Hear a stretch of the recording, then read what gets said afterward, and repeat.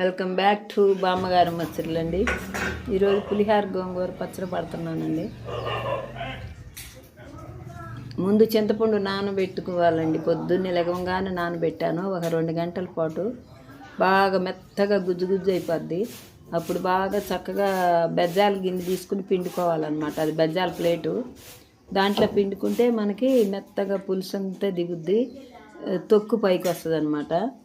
ఇంకా అట్లా చక్కగా బాగా పిండాను. పొద్దున్నే కాఫీ తాగంగానే మొదలుపెట్టాను అనమాట. మళ్ళీ ఎండెక్కితే చేయలేనని పెందలాడ ఆ పులుసు అలా పిండుకోవాలి. మొత్తం చిక్కగా పిండుకొని పులుసు ఉడకబెట్టుకోవాలన్నమాట. పొయ్యి మీద పెట్టి బాండి పులుసు పోసేందుకు వరకు పొయ్యి మీద పెట్టేశాను.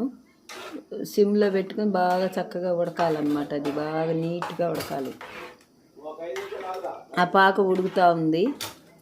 ఈ లోపల ఇంకో దాంట్లో కాసిన మెంతులు వేయించుకుందామని చెప్పి ఒక బాండీలో మెంతులు వేయించుకున్నానండి. ఒక 50 గ్రాములు ఉంటాయి ప్యాకెట్.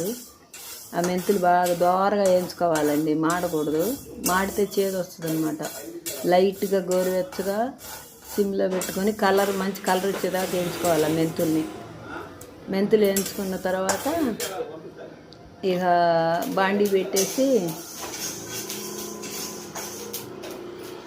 ఆ మెంతులను ఒక ప్లేట్లో పోసేసి ఆరుతాయని ఆరినిచ్చి బాగా పొడి వేసుకోవాలన్నమాట. మెంతి పొడి. ఇంకా దాంట్లో కొంచెం నూనె వేసుకుంటా ఎండుమిరపకాయలు వేయించుదామని చెప్పి పెట్టి కొంచెం నూనె వేసి ఎండుమిరపకాయలు కూడా దగ్గరుండి బాగా నీట్గా మాడకుండా వేయించుకోవాలన్నమాట. మాడితే బాగోదు. మళ్ళీ బాగా జాగ్రత్తగా తక్కువ సెగబెట్టుకొని మాడకుండా వేయించుకోవాలి మిరపకాయలని. అప్పుడే పచ్చడి బాగుంటుంది అన్నమాట. చిన్న ఆయిల్ పెట్టుకొని నీట్గా మాడకుండా వేయించుకోవాలి.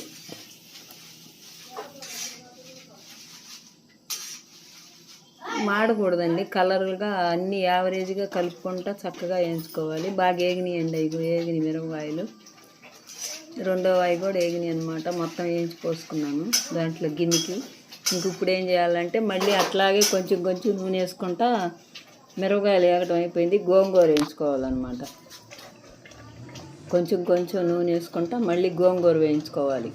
శుభ్రంగా ముందు రోజే కడిగి ఆరబెట్టుకోవాలన్నమాట గోంగూరని. ఇంకా కొంచెం నూనె వేసుకుంటా బాగా నీట్గా వేయించుకోవాలి. అది కూడా కొంచెం వేసుకొని ఎక్కువ వేసుకోకుండా బాగా వేగుద్ది అనమాట నూనెలో. గోంగూర మిరపకాయలు 2 వాయిలు అయినాయి, గోంగూర 4 వాయిలు అయిందనమాట.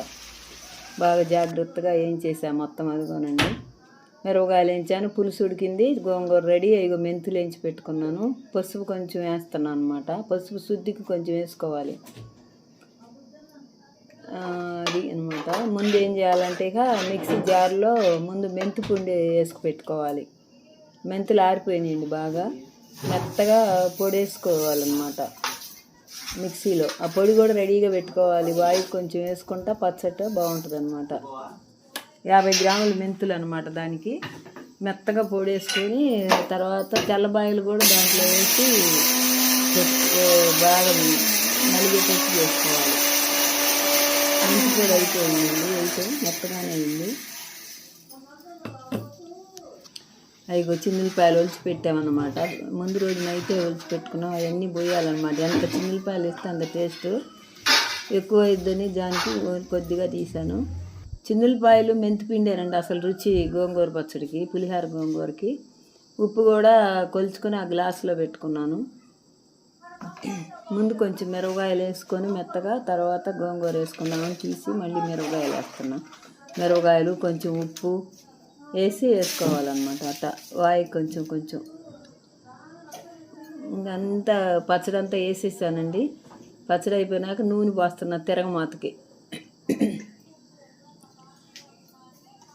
అదిగోనండి పచ్చడి అంతా రెడీ అయిపోయింది. మెంతి పిండి వేసుకుంటా దాంట్లో వాయికి కాస్త వేసేసా.